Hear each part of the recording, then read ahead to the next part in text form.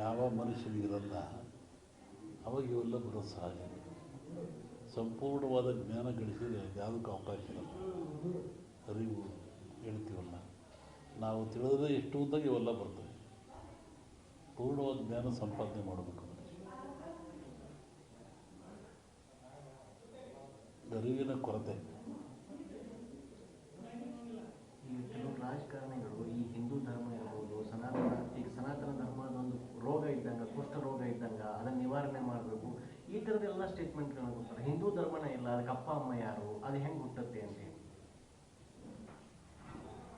ಅವ್ರನ್ನೇ ಕೇಳಬೇಕು ನೀವು. ಅಷ್ಟೇ. ಸ್ವಾಮಿ ಇವು ಜಿಜ್ಞಾಸೆ ಇರ್ತಕ್ಕಂಥದ್ದು.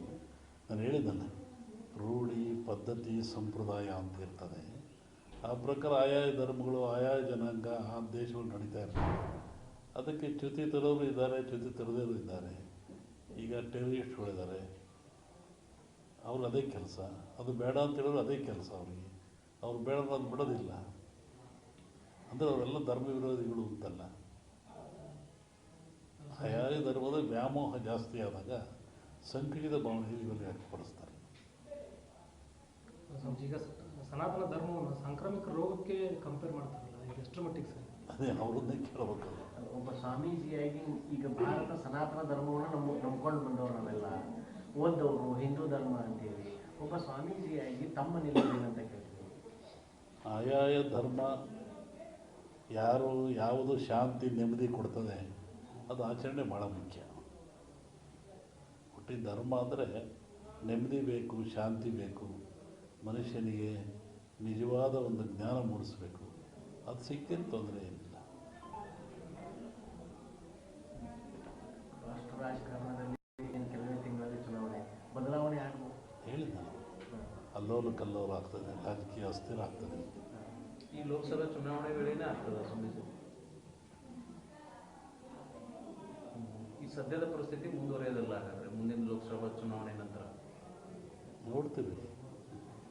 ಹೇಳಿದ ಸತಿ ಹೇಳ್ತೀವಿ. ಅದ್ರ ಬಗ್ಗೆ ಇನ್ನೂ ಕಾಲ ಅವಕಾಶ ಇದೆ.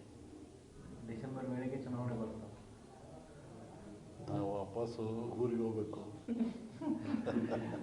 ಚುನಾವಣೆ ಪೂರ್ವದಲ್ಲಿ ಅಸ್ಥಿರತೆ ಯಾವ್ದಾರು ಹೇಳಿ ಅಪಾಯದೊಂದುಗಳಿಗೆ ಇಷ್ಟಪಡಲ್ಲ ನಾನು. ಒಳ್ಳೇದಾಗಲಿಲ್ಲ. ಈಗ ರಾಜ್ಯದಲ್ಲಿ ಅಸ್ಥಿರತೆ ಉಂಟಾಗ್ತಾ ಇದೆ ಅಂತ ಮುನ್ಸೂಚನೆ ಕಾಣ್ತಿದೆ. ಅವರವ್ರ ಸರ್ಕಾರದ ವಿರುದ್ಧ ಅವರವರೇ ಲೆಟರ್ ಬರೆಯೋದು, ಕಮಿಷನ್ ಜಾಸ್ತಿ. ಸಹಜವಾಗಿರೋದಲ್ರಿ, ಮನುಷ್ಯನಿಗೆ ಸಹಜವಾಗಿರೋದೇ ಅವನ್ನೇ ಇರೋದು. ಯಾರನ್ನೂ ತೃಪ್ತಿಪಡಿಸೋಕ್ಕಾಗಲ್ಲ. ಅವಾಗ ಅಸಹನೆಗಳು ಮೂಡ್ತವೆ. ಅಪ್ಪನ ವಾಪಸ್ ನಾವು ಊರಿಗೆ ಹೋಗ್ಬೇಕಂದ್ರಲ್ಲ, ಯಾವ ಅರ್ಥದೊಳಗೆ ನೀವೇನೋ ಹೇಳಿ, ನಾವೇನೋ ಹೇಳಿ. ಅಲ್ಲ, ಈ ಹಿಂದೆ ಆ ಥರದ ಥ್ರೆಟ್ಗಳು ಬಂದಿದ್ವು. ಬರಲ್ಲ ಮಾಡ್ಕೊಳಲ್ಲ ಅಷ್ಟೇ. ನೀವೇನೋ ಹೋಗೋತ್ತಿಗೆ ಅಂತ ಸ್ಟಾರ್ಟ್ ಆಗ್ತದೆ. ಏನಾರು ಹೇಳಿ ಅದಕ್ಕೆ ಅವಕಾಶನೇ ಕೊಟ್ಟುಕೋಬಾರ್ದು ಅಷ್ಟೇ. ಆ ಥರ ಸಂದರ್ಭಗಳೇನಾದರೂ ಇಲ್ಲ, ಆಗೋದು ಬೇಡ ಅಷ್ಟೇ. ನೀವು ಸ್ವಲ್ಪ ಆ ಥರ ಹೇಳಿಕೆ ಕೊಟ್ಟರು ಚಲೋ. ಇಲ್ಲ, ಆ ಥರ ಹೇಳಿ ನಿಮ್ಮ ಭವಿಷ್ಯವನ್ನು ಎಲ್ಲರೂ ನೋಡ್ತಿರ್ತಾರೆ, ಕಾಯ್ತಿರ್ತಾರೆ, ಏನು ಹೇಳ್ತಿರ್ತಾರೆ ಅಂತೇಳಿ. ನೀವು ಮುಂದೆ ಹೇಳಿದ ನಂತರ ನಮಗೆ ಸಮಸ್ಯೆ. ಸಿದ್ಧಾಂತವೇ ಅದು, ಕಂಪ್ಲೀಟ್ ಸಿದ್ಧಾಂತನೇ ಅವರು. ಅವ್ರು ಹೇಳುತ್ತಲೇ ಇರ್ತಾರೆ, ನಾವು ಊಟ ಮಾಡ್ತಲೇ ಇರಬೇಕು ಅಷ್ಟೇ. ಅದಕ್ಕೆ ಸಂಬಂಧ ಇಲ್ಲ ಅಷ್ಟೇ. ಧರ್ಮದ ವ್ಯಾಖ್ಯಾನವೇ ಬೇರೆ ಇದೆ. ಅವ್ರಿಗೆ ಅವ್ರು ಹೇಳಿದ್ರು ಹಿಂದೂ ಧರ್ಮ ಯಾರು ಹುಟ್ಟಿಸಿದ್ರು ಅಂತ. ಸುಮ್ಮನೆ ಯಾಕೆ ಹೇಳ್ತಾರೆ? ನೋವಾಗಿದ್ದು ಕೇಳ್ತಾರೆ. ಅದಕ್ಕೆ ಪರಿಹಾರ ಎಲ್ಲರೂ ಹೇಳ್ಬೇಕು. ಏನು ನೋವಾಯಿತು, ಹೆಂಗಾಯಿತು, ಅವ್ರಿಗೆ ಯಾಕೆ ನೋವಾಯಿತು, ಧರ್ಮ ಎಲ್ಲಿ ಹುಟ್ಟಿತು ಹಂಗಾರದು. ತತ್ವಜ್ಞಾನದಲ್ಲಿ ಫೇರಿಂಗ್ ಥಿಯರಿ ಅಂತ ಬರುತ್ತೆ. ಧರ್ಮ ಹುಟ್ಟಿದ್ದೇ ಭಯದಿಂದ ಅಂತ. ಫಿಯರಿಂಗ್ ಧರ್ಮ ಭಯದಲ್ಲಿ. ಮನುಷ್ಯ ಮೊದಲು ನೀರು ನೋಡಿದ, ಹೆದರಿದ, ಕುಡ್ದ, ಖುಷಿ ಆಯ್ತು ಅವನಿಗೆ. ಬೆಂಕಿ ನೋಡಿದ, ಸುಡ್ತು, ಹೆದರಿದ, ಅದು ಬೇಸಿಗೆ ತಿಂದ, ಖುಷಿ ಆಯ್ತು ಅವನಿಗೆ. ಗಾಳಿ ನೋಡಿದ, ಸುಟ್ಟು ಗಾಳಿ ಬಂತು, ಹೆದರಿದ, ಅದು ಉಪಯೋಗ ಗೊತ್ತಾಯಿತು, ಪೂಜೆ ಮಾಡಿದ. ಹಾಗೆ ಫಿಯರಿಂಗ್ ಥಿಯರಿ ಅಂತ ಯಾವುದು ಭಯ ಇದ್ದಾಗ ಅವರಿಗೆ ಗೊತ್ತಾಗೋದು ಪೂಜಿಸ್ತಾನೆ, ಇಲ್ಲ ಅದನ್ನು ವಿರೋಧ ಮಾಡ್ತಾನೆ. ಈ ತತ್ವಜ್ಞಾನ ಅವೆಲ್ಲ ಇರುವಂಥದ್ದೆಲ್ಲ ಅವರಿಗೆ ನೋವಾಗಿದೆ ಹೇಳಿರ್ತಾರೆ. ಆ ನೋವಾದಾಗ ನಾವು ಪ್ರತಿಭಟಿಸ್ಬೇಕು. ಅದು ಹೇಳ್ಬೇಕಾದ್ರೆ ಆ ವ್ಯಕ್ತಿಲಿ ಏನು ನೋವು ಇರಬೇಕಲ್ಲ.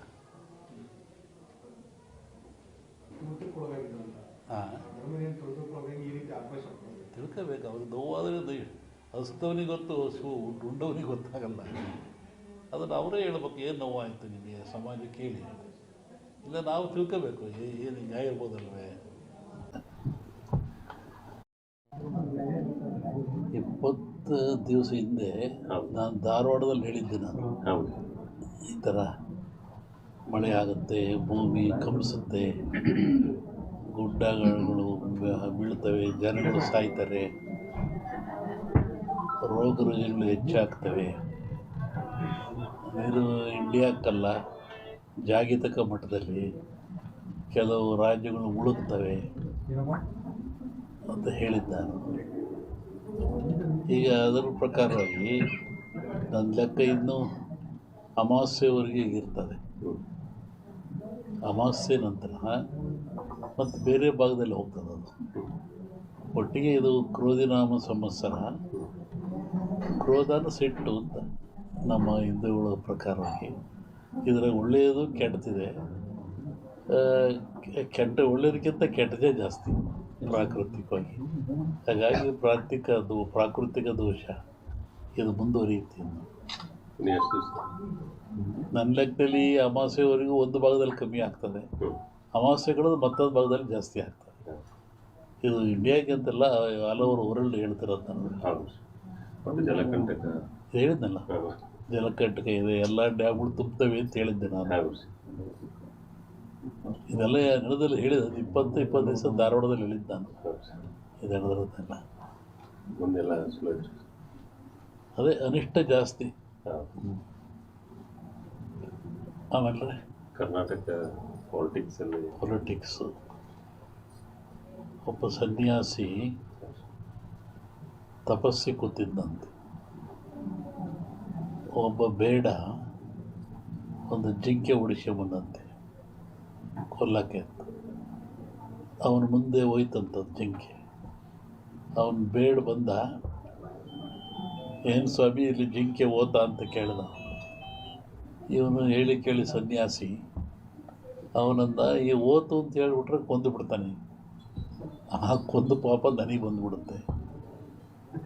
ಇಲ್ಲ ಅಂತ ಹೇಳಿದ್ರೆ ಸುಳ್ಳು ಹೇಳಿದ ಪಾಪನೂ ಬರುತ್ತೆ ನನಗೆ, ಏನು ಮಾಡೋದು ಅಂತ ಯೋಚನೆ ಮಾಡಿದ್ದಂತ. ಆಮೇಲೆ ಮತ್ತೆ ಅವನ ಆಸೆ ಕೇಳಿ, ಎಲ್ರಿಗೊಂದು ಹೇಳ್ರಿ ಇದ್ರಿ ಸ್ವಾಮಿಗಳು ಇಲ್ಲೇ ಓತಲ್ಲ. ಅದಕ್ಕೆ ಅವನು ಸನ್ಯಾಸಿ ಹೇಳಿದಂತೆ, ಯಾವುದು ನೋಡ್ತು ಅದಕ್ಕೆ ಮಾತಾಡೋಕ್ಕೆ ಬರಲ್ಲ, ಯಾವುದು ಮಾತಾಡ್ತು ಅದು ನೋಡಲಿಲ್ಲ, ಏನು ಮಾಡಪ್ಪ ನಾನು. ಕಣ್ಣು ನೋಡ್ತು, ನಿನಗೆ